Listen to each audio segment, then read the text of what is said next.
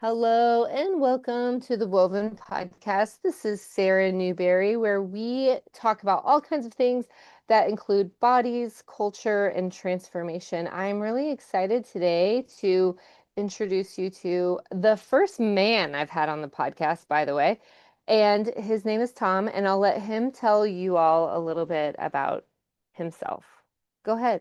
Hi. Oh, hello, Sarah. I am so honored to be the first male on the podcast. I will be honest, and I think I've mentioned this before in our other conversations. Uh, I have had the honor of being the first male in a few spaces in my life. So it's an interesting experience, and hopefully I set a good precedent for those that follow. Well, Uh, you know what that signals to me is that one of the good ones. So, I well. congratulations. That's Don't hype me up too much here, Sarah. We got a whole podcast to get through. Hey, I'm still a man. I was literally talking to a friend yesterday about I'm still on that journey of like deconstructing patriarchy and just all of the toxic things that were just in my presence since I was young. And uh I feel like I'm at a point in my life that I'm much better now. But I'm still gonna have blind spots. Like things are still gonna pop up. It's that ingrained in our society that and I was like, hey, I need you to call me on it. I need you to like wave that flag in front of me, like, oh hey, can you tell me more about what you just said? So but yeah, my name's Tom Owens. I we got introduced through our therapist. I used to go to Amy Miller, and she referred you when I was looking for, more body work. And this body has just been trashed and beaten up for its first 30 years. And so now in my early 40s, having to take everything down a notch again and on that healing journey. And a big part of that is getting my body right. And you've been helping with that phenomenally. And everything that we've been working on has just been opening up a lot more areas of like exploration and discovery. And now you referred me to a Reiki master because now I'm curious about that and learning more about that. While all that's going on, I'm still looking for a therapist on top of that.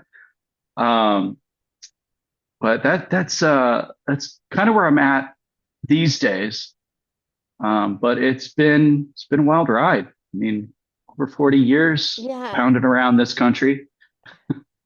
I think, well, there's already so much that comes up for me with what you just said because I think that it's really important that we're all doing our own deconstruction work of whatever kind, whether it's like gender, race, American, small town, big town, like there's so Hmm. much Hmm. to move through as an individual that I think that what makes someone one of the good ones is someone who's like doing that deconstruction work, Like why do I think and believe what I think and believe, you know? And Yeah. um the other thing that I heard you say that was interesting, like my body has been trashed, and it's like, or we can take that and say, wow, your body has taken you on a lot of adventures. And that's not to like bypass or dismiss those things, but it's like, I was sharing with you before we hit record, like I really injured my foot this weekend, and I like fell. I was in so much pain. I like fell to my knees and I was like crying right away. And Oh, I turned, so I like fell on all fours, like, on my knees. And I turned around, and the first thing I felt was like compassion for my foot. I was like, oh my God, I'm so sorry. I felt oh this wow. like I felt compassion for my foot where I was like it was like bordering on gratitude, right? Like thank you for catching me. Thank you for catching Hmm. my body as it like held pain. But that's a huge like step for me because just like many of us, learn to like hate our body or learn to like see it as a utility rather than like a friend. And I that just was very noteworthy for me that that was like my instinct was to be like, oh, my foot, like I'm so sorry. Are you okay? Thank you so much for taking the weight of this stool that fell on my foot, you know? So that's why I say it's not to bypass or like, you know, because that's easy to do. That's easy to be like, oh, let's just love our bodies or whatever.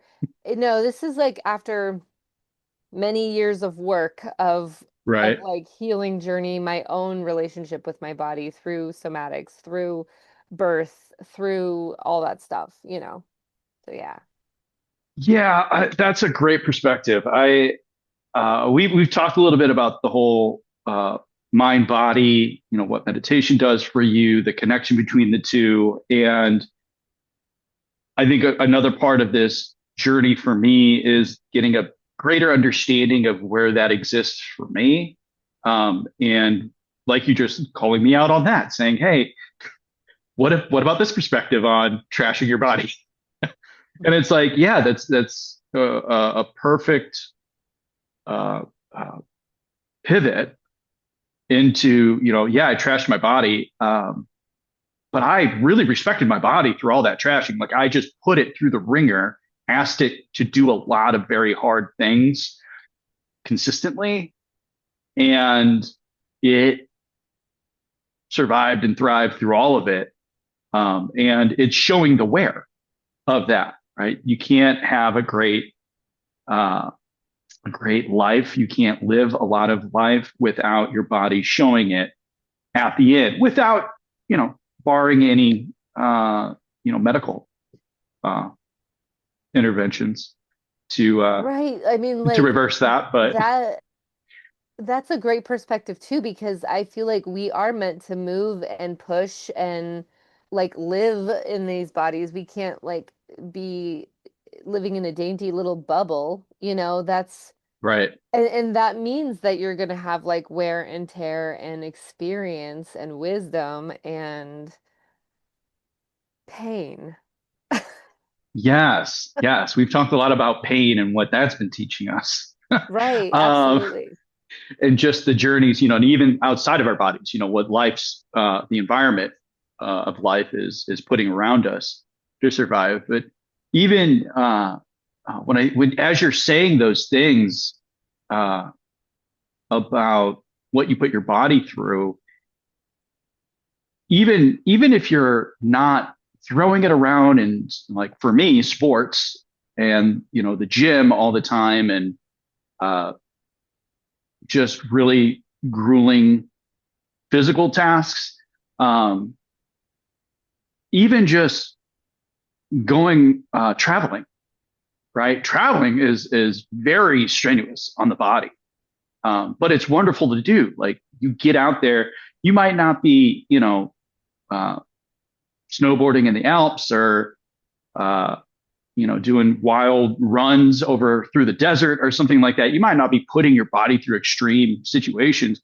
but just traveling the world and adjusting the time zones and, learning new things, putting your brain under the mental stress of, gaining wisdom and doing all those things and putting yourself in vulnerable new situations is still just that stress on the body.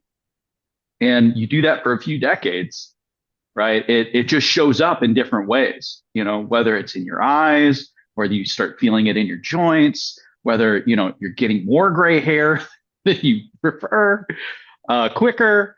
Your body just is going to show that wear. And honestly, one of the things that I find very interesting, just a little nook and cranny of it all, is with women versus men in America, is that for men, chicks dig scars, as we get older and wrinklier, we get weathered. And, the whole cowboy aesthetic type of, heavy smoker, gray hair, that has been in our culture very romanticized, for men aging, right?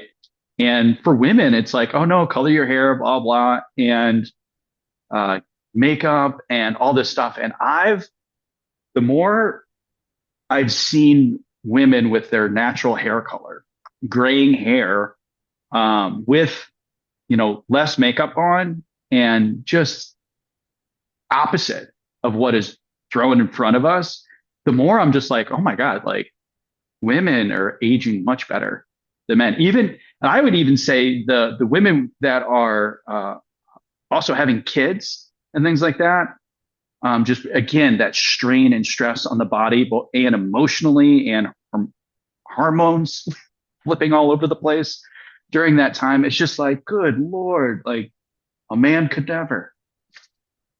Yeah, isn't it something to be in awe of, you know? Like It it is. I also believe that the season of the bog witch is among us, you know, where I do feel like women are really like allowing themselves to feel to like present however they show up with like Hmm. less makeup, less changing of like their natural being. Um Yeah. and that is I feel very lucky that I am at this stage of my life as that's becoming more like of the norm versus try to be something that you're not. And that's not to say that like women who change their looks, that doesn't mean anything about them either. It's like we Mm-mm. all should have freedom to like come as we are and express ourselves how we feel the most comfortable in our bodies expressing, right? Hmm. So that means like either maybe I dye my hair green or something, and like that should Hmm. be a place of expression, not a place of like covering up something that I am. Um, Yeah, I feel that so too with that's like why, body as an art. Like your body is also a canvas too. Like you can get tattoos, you can get piercings, all those things to express your journey as well. And I mean, I love that just as much. I wish I could do tattoos. I wish I was that decisive, and sure, or okay with being unsure of what that looks like. Um, yeah, all those things I think are from my perspective very beautiful. And I've told you before, like I've just always described myself as ravenously curious. And when I see folks that have made those choices, immediately I'm just like, oh, I have a million questions. I want to just like learn more about what has brought you, like what in your life you've mhm. experienced, what you've done, where you have done it, who you've talked to, who you've experienced, who's influenced you. Like I could just pour out a ton of questions when I Yeah. see that. I mean, I think that's why we connect so well because I too am ravenously curious about people and about our world that we live within, you know. Yeah, yeah. This world is so huge, and the more I've gotten the privilege and luxury of exploring other cultures and countries and whatnot, the more I'm just amazed. Even this day and time, like I'm very curious about anthropological looks of history in different spaces, whether it's industry or religion or spirituality and imperialism Mm-hmm. and stuff Mm-hmm. like that. Um, in current times, in other parts of the world, the things that I've seen communities accomplish, I, for America being a first world, quote unquote, first world country, we're so just there's no way we could accomplish the things other cultures and countries can accomplish, and some of them are very simple things uh, that we can't do here, which is just I don't know. I feel a little Do you, backwards sometimes do when I'm you, here. yeah, yeah, for sure. Do you have an example of that, like of something that we can't accomplish Oh, here? yeah. So I was recently at the beginning of the year, was able to take a great uh, uh, trip to Japan. Well, it started in Austria, Japan, Taiwan, and Thailand. Right. So I got to see several different cultures in different versions of Eastern culture. So In Japan, for example, we were only there for a couple of days, but apparently, just before we got there, there was a domestic terrorist attack. Um, Multiple bombs laid in trash cans throughout the city. The city, after that happened, the city immediately pulled out like all of its trash cans for the public. And then they asked the public, hey, from now on, can you just carry a little plastic bag with you and put your trash in it? And when you get home, just put it in your trash at home. Everybody did it within like a week. It was just the norm. I mean, I was seeing people with these little plastic bags, they would just pull out and toss their trash in it. And I was like, when you're talking about a city that large and that complex and that heavy foot traffic commuter pedestrian lifestyle, you couldn't get the city of St. Louis to do that in a week, in a month, Absolutely. Yeah. I would, you know? when you said that, like my face changed because I immediately thought of the American culture of like how that would never fly. No, no, not at all. We couldn't inconvenience our own individual life with a plastic bag, God forbid. But it's just that's just a feature of their culture because they're already at their core an incredibly clean society. Their streets are immaculate. I mean, the amount of trash that I've seen, even in my subdivision, on any given day, is like multiple square miles of trash in Japan. And well, I should say in Tokyo, where I was specifically. Hmm. Um, I would love to go back and visit their more rural areas. I heard that's also uh, quite eye opening. But Yeah. There's like five things I could say about this because um you know, this recently the city of St. Louis changed their recycling. Did you hear about this? I did not know. I'm not in the city of St. Louis, but I did hear about this that like they took away recycling options. So you have to like the idea was is that it costs too much money. So you have to Hmm. take your recycling to the recycling center or just throw it in the trash can. And people were really upset about this. And I just think about what you said there, where it's like this was an easily implemented thing within a week, where it's like just bring your own trash can and take it home and dispose of it properly. Hmm. I've also heard of this place in Japan. I don't know where it was exactly, but where they changed their their recycling rules or something like that, where they could basically recycle almost everything. And it Hmm. only took like minimal education to understand how the recycling system went, or like how the it was like education on recycling essentially. And and immediately everyone implemented it so much so that they like barely had any trash like the following Hmm. year in a whole entire community. And I just same thing I thought that would never fly here. Well, in my so we went to Taipei in Taiwan. We were there for multiple weeks, and my friend teaches there. She's an American that teaches English and a couple other classes over there. And we toured her school on the weekend, and it was it was a very cool experience to see one of their campuses for a grade school. But when we were walking through, she was telling us how at one point of each day, it is the kids' responsibility to clean the dishes, clean the bathrooms, clean up the grounds. And I mean, and these grounds were covered in like gorgeous plants and trees and all this stuff. So there's a lot of leaves and other stuff. And I'm like, oh, well, do you have a grounds crew that takes care of all this flora? And she's like, oh, yeah, but most of it's done by the kids. Like we have a group that goes around and they water all the plants and the pots and stuff like that. And I was like, yeah, that's why this society can function with hygiene as a priority is because it's in the school systems. It's being taught to them very early on. Yeah, you might walk.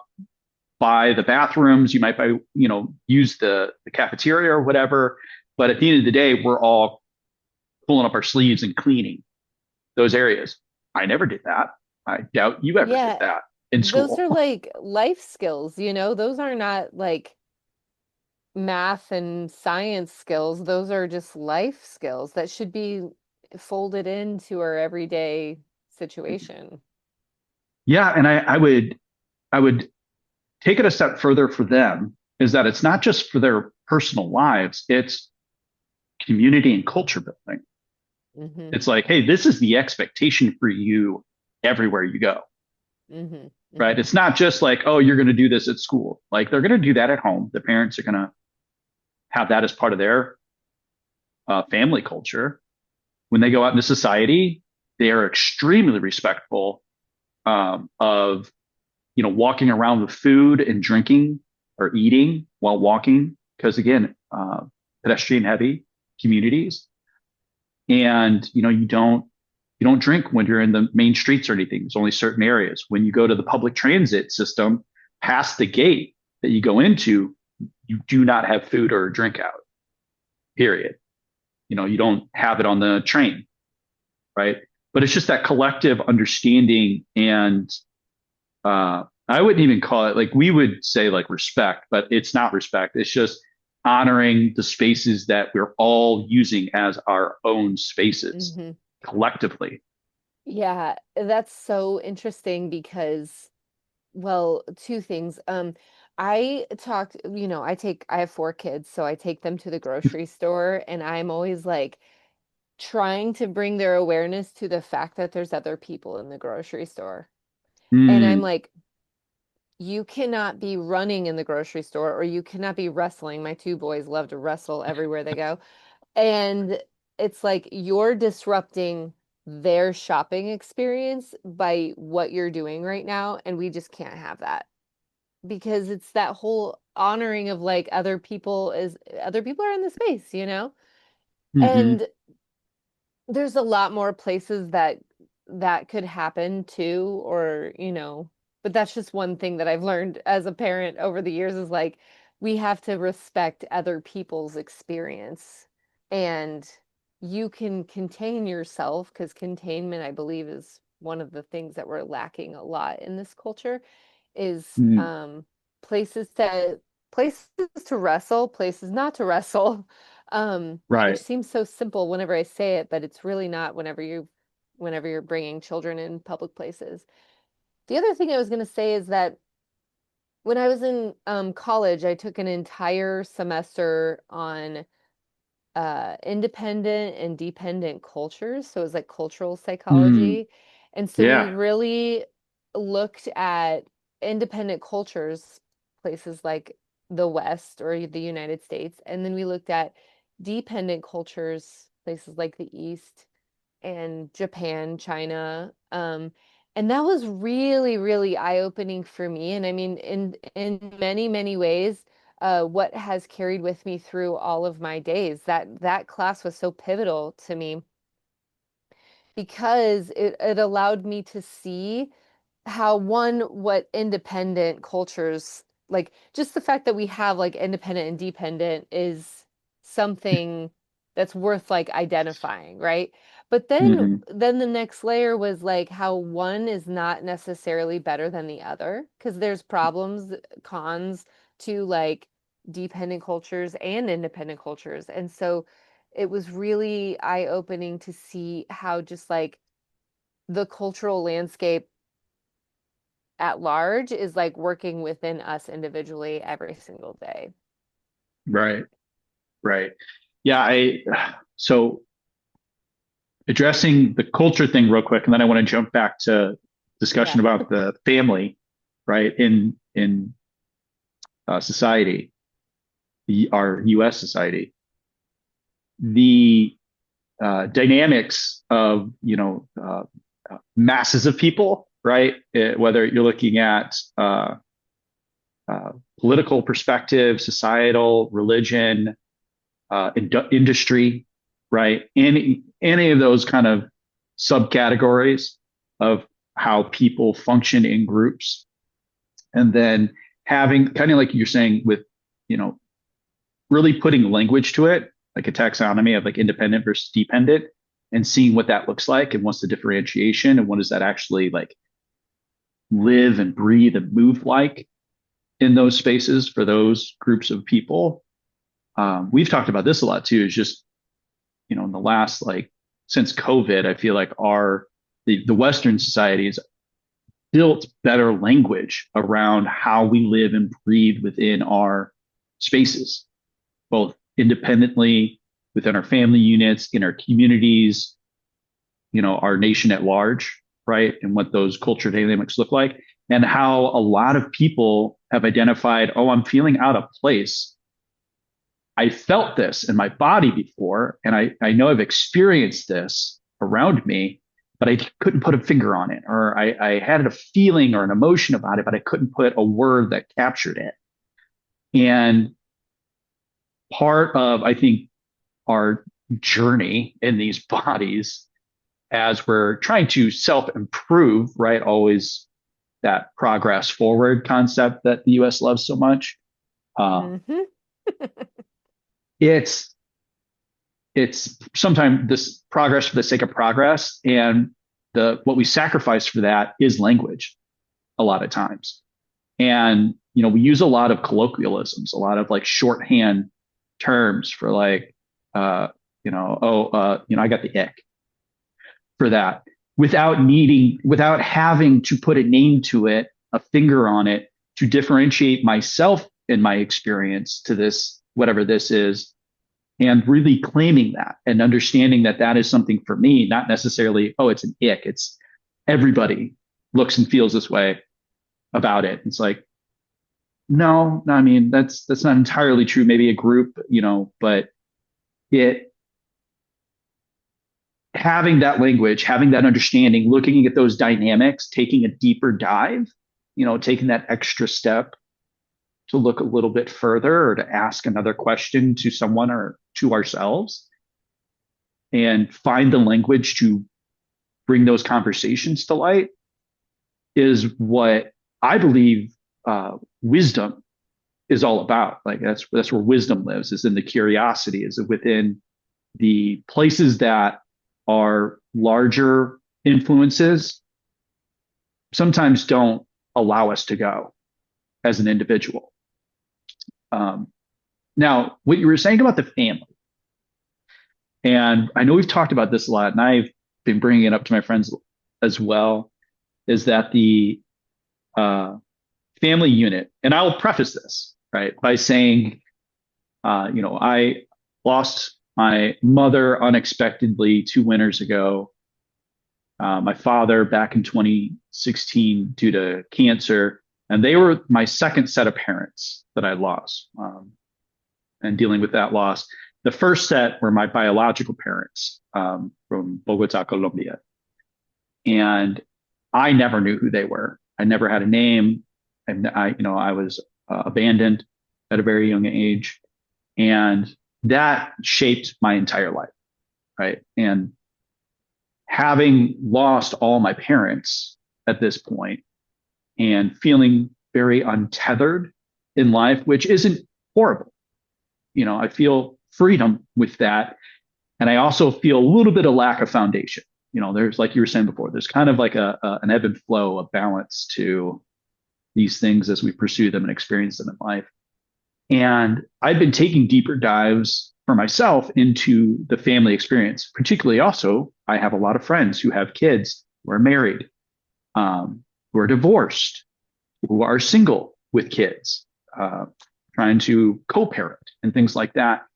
And as an outsider looking into a lot of that, and with my own unique experience from the family unit, the lack of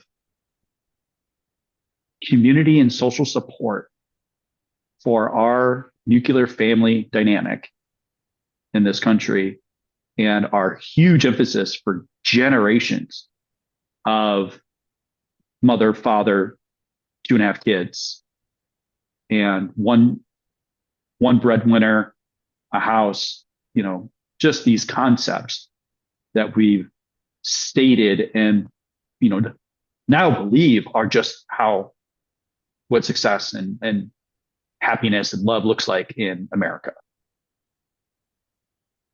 And I'm looking back on it, seeing how it exists today with my friends, especially with this healthcare system that we have and the lack of uh, adequate daycare support for kids and education just getting stripped like crazy.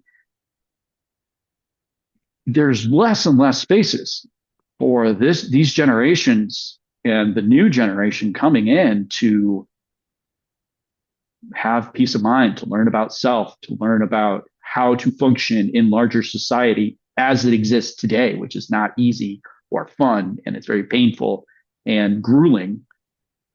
If you don't already have, your genetic lottery ticket, um, the fact that when you're talking about your kids in a store and their behavior, that you are the only person in that store essentially that is supporting the education of their behavior in that communal space, that social space. And in other countries, I'm going to bring up Japan and Taiwan again. It is the exact opposite. I mean, it's not only, better family integration and support, it's also just the people around. Like I was saying, my friend that lives there, when she first lived there for a while and was walking around, and she'd forget that she can't drink while walking around on some streets, on public streets, she would have people looking at her, like not admonishing her, but like looking at her like, what is happening? What is going on? Like kind of surprise and shock, right? And that's the subtle cue, that the community gives to the individual of, hey, that's out of the ordinary here.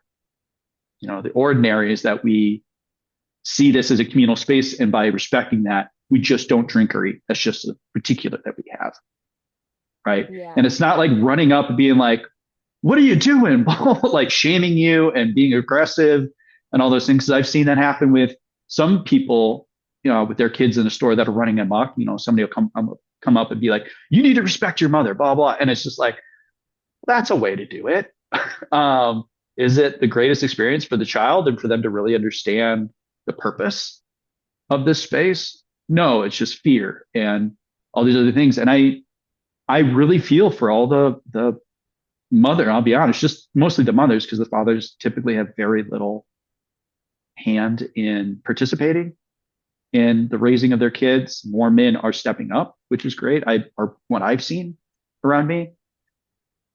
But being a mom of one plus kids in this society, trying to figure it out is just it's incredible how successful it is. I mean, you're doing a lot of the labor as usual, a lot of the unpaid labor to keep this society standing. Yeah, you so eloquently painted such a beautiful picture of what it is for so many families. First of all, I just want to say loud and proud, death to the nuclear family. Yeah. So, and what I mean by that is like just the way that you described like being in the store, being me solo parent, being the only one supporting my child, and how that is a relatively new thing in all of our experiences. And it's getting like that divide is getting bigger because even like when I was a child, my grandma did a lot with raising me. Hmm. And we would like go to the store together, my grandma, my mom, and me, or the cousins or whatever. So I think there's something really, and also I have this belief as a mother that I mother my children, of course, but all children are my children. Mm-hmm. So Hmm. like when I'm at the store, I feel that support that you're talking about, and I've seen that response where like there will be shame to a child who's acting out. Hmm. But there's also a way to just be another grown up that like holds the space for the child. That's Hmm. like, you know, like for example, one time we were at a clothing store and my kids were like running through the clothing racks, and there was Yeah. the person who worked there was like, "Hey, you guys can't play in my clothing racks." Like she owned them because she worked there. And it Hmm. was so supportive to me as a mom because I'd already said like 5 times, "You guys got to stop doing this," right? Right. So it was that like I felt so supported. Now, what I've also seen is there's this, like I said, growing divide between like parents who really don't want anyone's unsolicited opinion. And I get that feeling. I understand that. Right. But if you, what I'm going to say is going to sound harsh, okay? Okay. But All right. like if you are strong enough in your sense of self, you can take that unsolicited advice and it just goes right over you. Do you know what I mean? You don't have to take that unsolicited advice on. And I think that's like where a lot of people struggle, right? Is because they kind of like intermingle or they collapse, if you want to use nervous system terms, like they collapse into like what another person is saying. And it's like, wait, should I be doing this? Like, can't it like should I be teaching them this? Should I be doing this? Should I be going there? And it's like if you had that sense of self, there would be Hmm. so much more clear of like, oh, that's someone else's opinion. That's mine. This is the advice I can take. That's what I don't want. And that's something that even though we are very individualist and kind of an entitled culture, we Hmm. don't have um, a deep understanding of a sense of self, like by and large. Yeah. I hear that. I'm gonna to address what you were saying. Like this might sound harsh. I get what you're saying because there are a lot of parents that just receive that unsolicited it's advice, probably from their parents. That they're like, you didn't do great with me. Or I or don't agree with what you strangers. did. Or Or or strangers or or strangers. friends. Yeah. Mm-hmm. Right. Or, you got the baby shower coming up and everybody's like, oh, hey, by the way, blah, blah. Um, I think there are a lot of parents out there that are like, I don't need another person giving me some half-ass advice that worked for them decades ago when, there's a lot more support. I Mm. get that. Like it's the exhaustion type of response. Absolutely. Yep. So I think there's tons of that out there. Because Americans also love to be armchair psychologists at the same time for other folks rather than for themselves, like you're talking about. And I think leading into the sense of self, one of the things in my journey that has really helped me though, from a language perspective to help kind of reshape my perspective and view of how I'm maneuvering through life is that, and concept, this and rather than the but, or rather, because in American culture, we have this really innate, uh, from an individualistic, competitive society, we have this really zero sum concept that is ingrained in our head that permeates through all areas of our life. And applying it to the kind of situation that you're talking about, where somebody is giving unsolicited support, right? Even if we don't totally understand it or agree with it, it exists in and of itself outside of what we do as an individual. And like that, having that strong sense of self, really asking ourselves those questions, having a language for how we think and feel and behave, knowing what our boundaries are, knowing what our values are, knowing how we maneuver and support each of those things individually or ourself, within ourself, with the connections that we have in our life, whether friends, family, partners, uh, uh, in the work environment, right? And really standing on those, 10 toes down. Having that sense of self, again, is not in our culture. I believe people think about that and they're just like, oh, well, then that's just independence. And it's like, it is, it's independence within the greater system and environment that you're in, that if somebody else as a whole individual is interacting with that somehow, it's not this or that. It's not, you know, you but this. It's both. Like it all exists, right? And we need to be able to hold space for that as well, that that can exist. And we know how to address that. We know how to even show appreciation for it. Like you're saying, it's like, man, I really appreciated that woman being able to step in and say, hey, by the way, this is my store, right? Hmm. Yeah. Please treat it this way rather than what you are deciding to do, and counter to what your mother is saying. I'm Hmm. going to come in. I've told you this before, like working in HR is another thing that helped me understand that dynamic, that third party dynamic. In HR, in industry, we are this third space in business that it should be a space. And anybody out there that is hearing me talk about my career in HR and cursing out HR right now, or all the bad experiences in your head coming to mind about HR, I'm sorry. I apologize. It is an abomination. HR is not what it's supposed to be. It is fallen far uh, from what it was supposed to be. Just addressing that elephant in the room. But as HR as a third space should be a space for employees to be able to communicate when they have no option to communicate to their direct supervisors, when they can't directly communicate to their coworkers effectively anymore. They should be able to come to HR. Leadership, once they've not been able to figure out how their systems work and their people work and all that management and leadership stuff doesn't work for them anymore, they should be able to come to HR, you know, with problems so we can help them find a solution, or even just listen, give them a space to just process, right?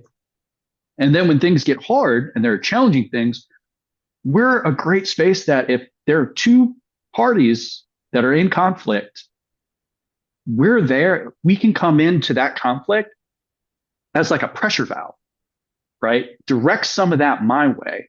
Like stop directing at each other, direct some of that my way. It'll come at me differently than it does between you two. Different words will be used, different conversations will be had. Some of the ideas might change, right?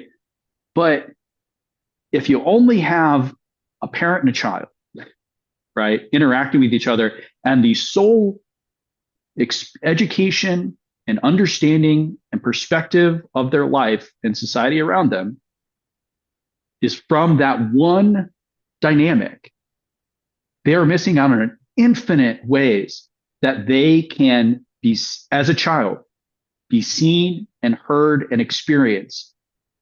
Because I feel like, and with a lot of folks that I've spoken to, and I speak to a lot of adopted folks too about this experience, it seems most of the time, no matter what the dynamic is, if it's just that one or two-way street with between those two parties, a parent and a child, a lot of times kids just don't align. Like they're having to shed a lot of themselves to fit into that parent's perspective, right? Yep. And I think a part of my journey right now in life is shedding off a lot of those things that I've just been packing onto my shoulders so that way I can just operate in life, and really trying to find out what's in there. Like, what is that individual that's in there? How do they actually maneuver? How do they want to maneuver? What is that natural path for me?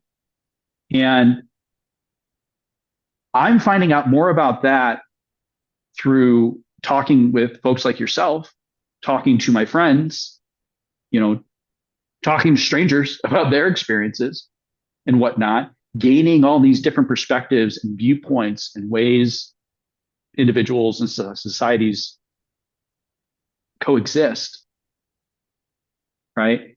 I'm gaining more wisdom and maturity through that than I would sitting down with just one therapist, which again is why I'm looking for a therapist. Going back to what I said in the beginning, I've still Hmm. not found a great therapist. And I think a lot of people, are just our society in general, we we have forgotten the value of that shared experience, of that interactive experience. And even I'm going to acknowledge the folks out there like myself, introverts, right?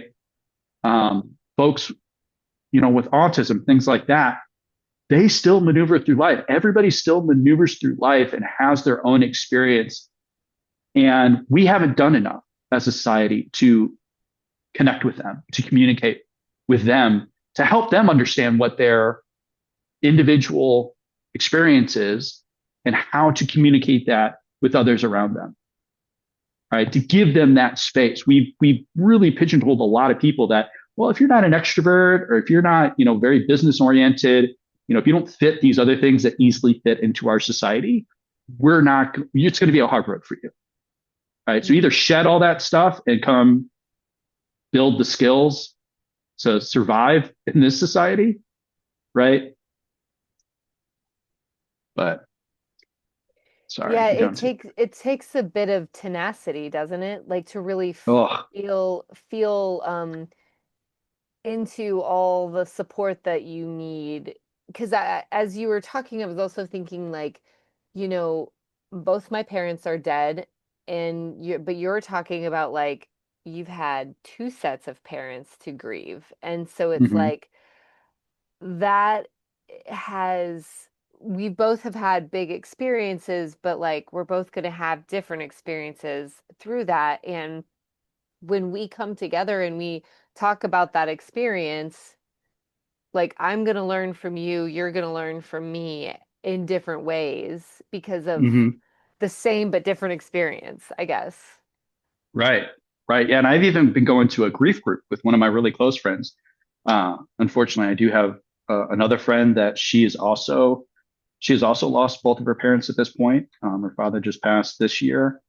Um, and she invited me to a grief group that she found.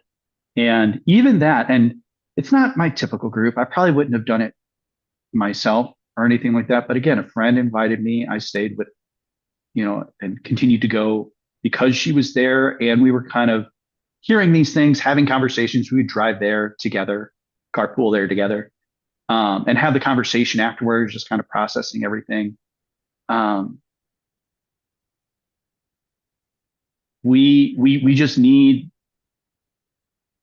even through grief, there, because there are a few of those things, those kind of uh, what's the word I'm looking for? They are the definite things that you will experience in your life, and it connects us all. It is a unifying experience, right? Um, Death is definitely going to be the one that connects us all, and processing that grief and being able to talk about it and understanding it in the context and the dynamic that it's hitting us. We can't do that alone, and the Lots of people conversations. try. Yeah, and I'm in that situation right now. I had to drop everything. I had a business that I stopped when my mom passed away in Charlotte, North Carolina, to move back here. It was a very isolating experience coming back home from that. And then, again, it was sudden and unexpected. So it was, scrambling to get, the funeral and everybody notified, and, you know, uh, uh, the deed to the house and all the her car, and it's just that process. It's that bureaucratic process on top of it, and the legal process on top of it, and all the federal things you need to do at state level. I was so inundated with all of that that it was very isolating. I sat in this house by myself, um, and it took me a while to reconnect with all my friends that we've been staying in touch over the phone, but it was different trying to catch up with them, if they're going out to a concert or something, and I'm in this heavy stage of loss, right? Um, uh, but grief, that loss, that death, grief, that unifying experience. And I think we've talked about this before, where again, American society, we're so adverse to processing loss. Like, again, we're that win culture, that competition culture. Like, even the loss of a competition we don't discuss. We just discuss about how to get better at winning, right? And that translates and it permeates everywhere else. We're very reluctant to talk about and be open about our grief and loss when it comes to something really important like death. Yeah, there's sort of a like competition to see who can survive grief faster. Yeah, when you said tenacity, I was like, oh, you mean like American grit. That's what, Yeah. that's how Yeah. we survive it here. Just keep pushing. It's like, oh, God. Well, I have a kiddo who's we're trying to figure out where he's at on the spectrum of things. And Mm, as I've navigated that for himself, it brings up a lot of stuff for my own childhood, my own experience, his dad too. And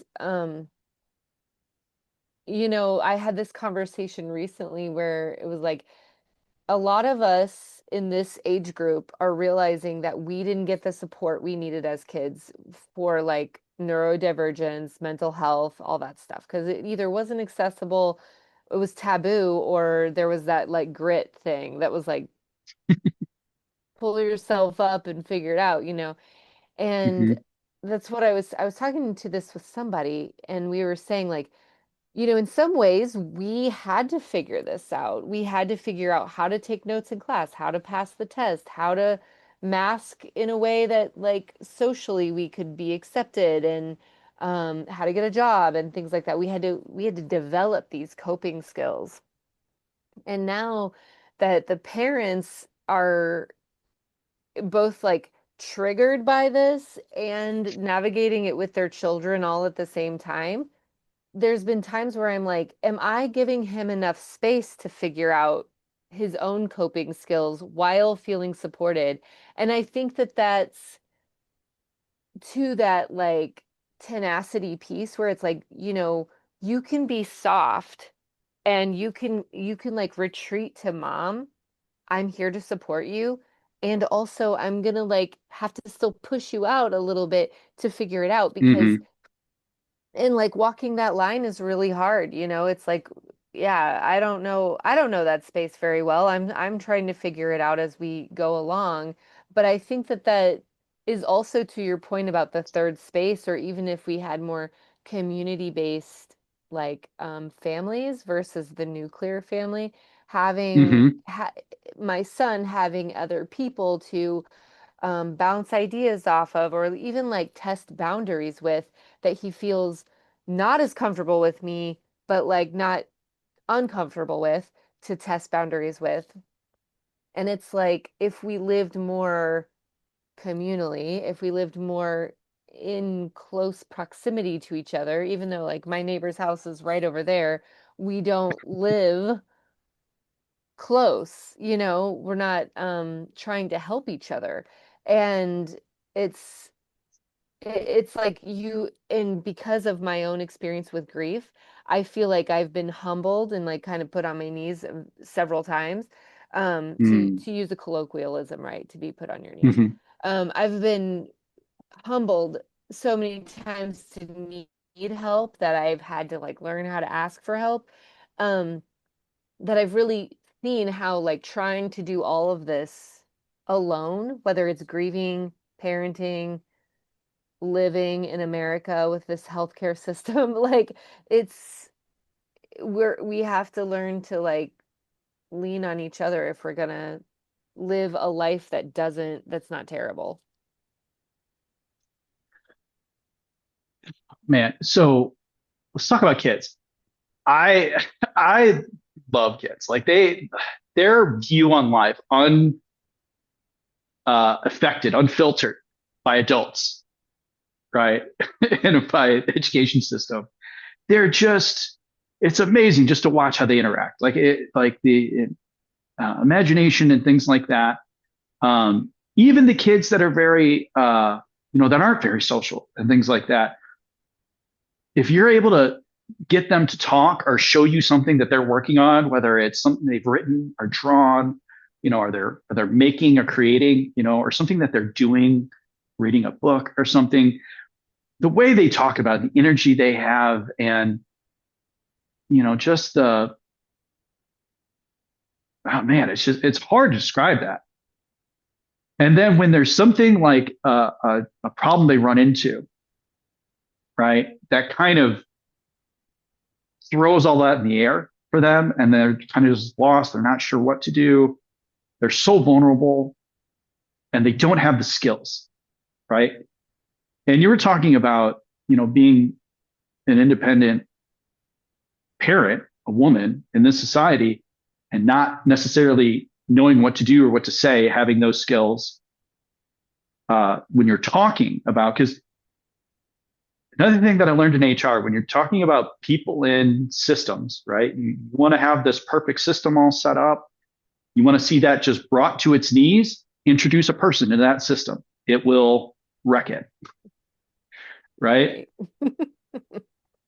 And what the difference is, if you can train and build and develop the skills and abilities of an individual or groups that help them maneuver and really do well in those systems, right? That's the goal. That's the trick, right? For societies to progress and uh, improve. We didn't learn those skills. Our parents didn't learn those skills. They, quote unquote, right? Or the term we're using now is they did their best, right? Great, that's fine, but it doesn't negate the experience of the child. We still needed our parents to help us learn the skill, to help us identify the feelings, to go through that process. Like we talked about, and we've talked many times about, just the body scan, quick body check, right? Um, Knowing where it lives, where it exists. Can you put a word to it?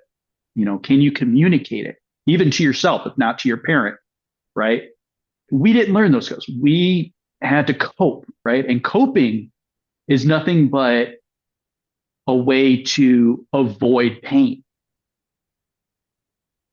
right? And we're talking about addressing grief and loss.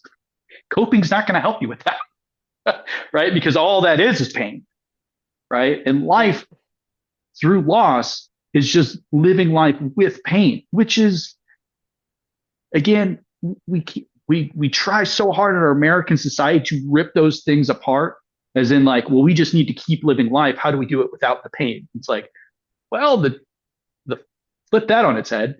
You actually just need to live the rest of your life with the pain and loss, and Hmm. it's experienced. The way that it's experienced versus the way that it's lived are two operable distinctions, right? Because immediately it's a lot of pain, it's a lot of loss, a lot of isolation.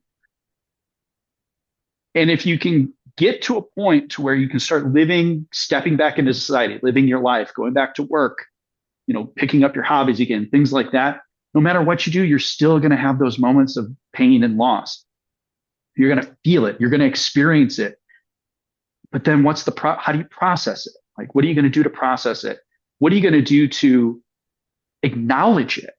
Right. And to what I really love about the concept of endings and death and loss is that we're very fortunate that we're able to start new from Hmm. there.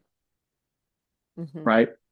That loss is just of an individual, what they taught us, what we learned from them, the feelings, the emotions, the memories, what their legacy, right, was, can live within us. The whole concept of, somebody doesn't die until, their name is spoken for the last time. Yeah.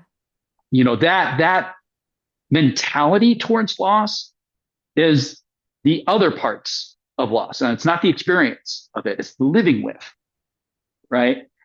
And us doing that work right now with all our loss, it's going to help you be able to translate those skills and abilities and your understanding of that to him when he experiences it, to your other kids, Hmm. right? And to the kids around you, like, and the other adults, because we're kind of parenting each other now as a society. We are seeing improvement in the mental health space, not because of the mental health space, not because of the medical mental health space, but because of a lot of Instagram and TikTok, therapists are getting out there and talking about things that they can't talk about with clients, right? And they're communicating these things to the broader audience and in different ways, and we're having access to it, right? And it's giving us language, it's Mm-hmm. giving us verbiage, and it's helping us understand that we're not alone. Like many people, you know, not only experience this, but live this many different ways. Here's some of those ways. One of these might connect with you. And I mentor kids. That's one of my passions. It's one of my, ways of giving back to my community is I found that I want to do that with young adults or kids and young adults in their academic career, right? So there's two kids right now that I'm mentoring. They're amazing kids. One I've been mentoring for 6 years. He's now going to be starting his sophomore year at WashU as an engineer. And the other one, he's brand new. We've only gotten 1 year in, and he's in seventh grade, right? Both of them have lost their father. The sixth grader just lost his father in a horrible way, taken from him. Uh, and he's, in seventh grade. And I'm watching it, and he's not ready to have the conversation about it with me, right? I'm still very new, building that connection with him. Um, but I'm watching him process, and I'm waiting for the time that he wants to talk about it because I've gone through it. I'm willing. I've done the work and been curious enough and willing and had enough time and space. Very fortunate in those areas too, to really figure that out for myself and to learn from my friends that have also gone through it. And I'm waiting for him to be ready to talk about it when he feels comfortable and safe to talk about it. The older one, when that happened, I'd already been working with him for several years, and we built that connection and that trust with one another. That when we did start talking about it, it was in a different dynamic. It wasn't necessarily just about the loss, but it was also like, hey, your grade is slipping in this one area. Can you tell me a little bit more about what happened in the last week that it slipped? I couldn't sleep. Been thinking a lot about, I saw my dad's camera or I was listening to a song and it just hit me and it was hard for me to focus and all this kind of stuff. And he's incredibly intelligent, right? I get that. And it's like, dude, you know what? That grade slipping, I don't want you to think about that as you're not losing, you're not failing or anything like that. He's phenomenal at bouncing back with his grades whenever they drop. What I want you to understand is that right now, the things that set you up for success, your support structures that you have built around you over the years, a big one is gone, right? This isn't about getting your grade back up. This is about you understanding and acknowledging that loss of a large part of your support was there to help you maneuver through this in life. And it's not there. And once your body's gone through this process, the next step of that is us talking about what ways can we go about trying to build that support back in your life somehow. Where can we find other areas in your life, in society, in resources, that this nonprofit can pull for you, because you can't replace a father, right? And you can't replace what they represented to you or what they provided for you. But if you want to be able to maneuver and be successful in life too, what are those things that you might be able to find out there around you, that can kind of bring some of that back for you? I that is such a beautiful offering that you are giving to the world because I no doubt believe that you are changing the trajectory of these young kids' lives. And like I said, as a mother and as a mother to all children, I am incredibly grateful that you're doing that. And I hope that other people can feel moved to provide that kind of support for kids. Because here's the thing, you may not, like all of our kids need support like that Mm-hmm. because we are stuck in this like nuclear, only your mom and dad support kind of places. And then if you don't have a parent or whatever the situation is, like I can just guarantee you that whatever kid it is, they need more support than what they have right now. That's just period how it is. And every parent out there needs more support than they currently have right now. That is just pretty much across the board. And I also feel like there are more and more people who are um thirsty for that. They actually do want more support than they will admit to themselves because there is this notion of like I can do it on my own. I'll trailblaze something new or whatever. And I think that there are people out there that are actually like, I joke about this, but I say that I'm taking applications for new moms because I need a mom, and I'm Right. I don't have a mom anymore. I mean, I do, she's just on the other side of things or whatever, but um Hmm. and I speak her name every single day because I don't want her to die completely. But I'm Hmm. like, I still need the support of a mom. I'm taking applications for many of them because I need more than one too. And so it's like we all need more of that, all of us. You're talking, yeah. I have one of my really close friends. Her mom is like a mother to me. Love her to death, but she's like that cook, baker, feed you type of mother, right? My mom wasn't like that, but that motherly expression, of love to one of her kids' friends. It's like, hey, come on over to the house. It's one of those like I can't just walk in and I'll have to knock. But every time I could come in any time of the day, and they'd receive me Hmm. and we'd sit down and chat. I've taken her out for coffee and stuff like that. I have a neighbor. He's my old basketball coach. Lives in the same neighborhood that I grew up in, where I live now, and uh, luckily he's got a dog, and our dogs get along. We get to play in his yard and everything whenever we're on a walk and I pass his house. And we've just started catching up. And having him is like, he's not a father figure to me, but having that older male presence that Hmm. we've sat down. We ended up going to the driving range one day, and he started talking to me about the challenge he's had with his son, and uh, he's got a lot of uh, psychological challenges in his life, our son's life, that, now he lives with him, um, full time. And he's not a young guy. I mean, his son is he's a little younger than us, in his mid 30s. And uh, we can talk to each other in a way that, I can't talk with my friends sometimes, and he's giving me perspective from a time, right, in his journey that I'm not going to get from any of my friends. Right. It is that trickle down. It's that older generation passing down Yep. knowledge, whether it's applicable or not. The Right. perspective itself is what's valuable and significant because it's informing. And it's so wise that you're able to like take that on, right? And yeah, you're good. You're it's so wise that you're able to like take that on and like, you know, accept that wisdom, accept the um,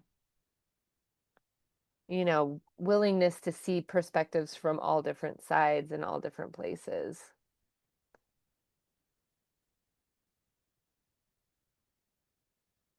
I think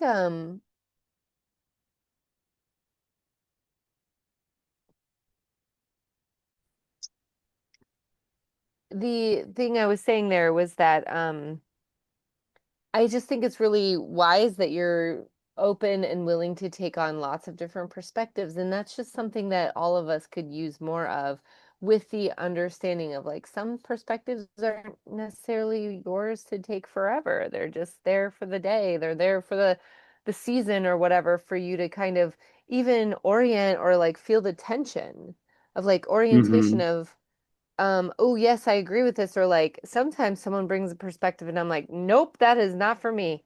And understanding like all those. the wide range of that, you know?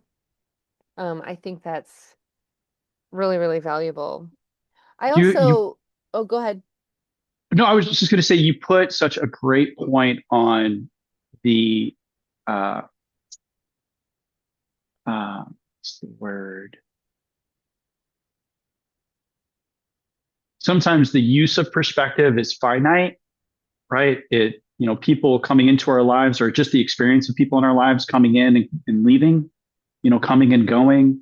We find new friends, those friends, move away, or, we just don't agree on things anymore. Things change. That interconnectedness that we have in juxtaposition and in addition to it coming and going is also just such a you win over it real quick, but it is such an important and I think significant aspect of life that we don't acknowledge enough Yeah, I agree. because it is just sometimes that fleeting experience with somebody that makes that experience so memorable and significant in our lives, Hmm. and sometimes even a part of our lives moving forward. I think just in efforts to sort of wrap this up too, is like what we're essentially saying here is like we are human beings and we are connecting human beings. Like we have to have connections with other human beings in order to like thrive beyond survive, you know? And I think that what we're both really saying here is like we have to have a relationship with ourselves and our community. And both of those, and probably there's other things in there too, right? All of those things require tending and require um, special support and love and care and nurturing in order to like grow and see ourselves within the process. 100%. Yeah. And it's Yeah. not even that they require it, it's that they're worth it. Like the value Yeah. that Yeah. you get out of it, Hmm. not just immediately, but long term, and the value that Totally. you get of sharing it, Hmm. right? And communicating the process and the value of that to others. Hmm. That's what, you know, creates the society, creates the Hmm. culture. Hmm. And we've just not acknowledged the power of that individually. We need to give it, and that's the only way that we can give it to others, and that's Hmm. the only way that Yeah. others can we can build this together. And if we acknowledge that that is the end game at the end of the day, right? It's our community that's going to help us through everything. It's those Hmm. around us, and those, whether that's electronically, we're doing this all over Zoom, or Right. whether that's people that we can physically go out and hug or talk to, right? Or just Hmm. be present with, Right. right? Right. All of those things matter. Us as a human being, whatever that connection is, we need to invest in it, and we need to invest in ourselves if we want to be able to sustain that connection over Absolutely. time. Well said. Well said. I I I just want to say this was really fun, and I think that having you as the first man on the podcast is glorious. It's beautiful. Ah, And I also just want to say like we touched on so many things that if anyone listening wants us to expand upon something, like we can do that too, because there's still so much further we could go with all of the things that we've discussed today, and I want to be mindful of our time. yeah. I would But love that. I mean, there's like, I'm an open book. I will talk yeah, about a lot of aspects of life, my own. So, yeah, same. And I mean, I think that that's, all within reason. Of course, we have to have containment and boundaries, but I do believe that's part of like the whole thing we're talking about is connection, and that's how we connect with people is by sharing and also receiving, listening and sharing or I mean receiving what other people are sharing. So, hmm yeah. Hmm. So this was just really, really fun, and I look forward to talking to you more. And again, if anybody sees or hears anything that they want us to expand on, we're happy to talk more about that. And as always, we start with maybe one topic that we want to talk about, and we end up all over the place in other ways, and that's cool too. So, um, thanks again, Tom, for joining me today. And until next time, I'll see you later. See you, Sarah. It was a pleasure.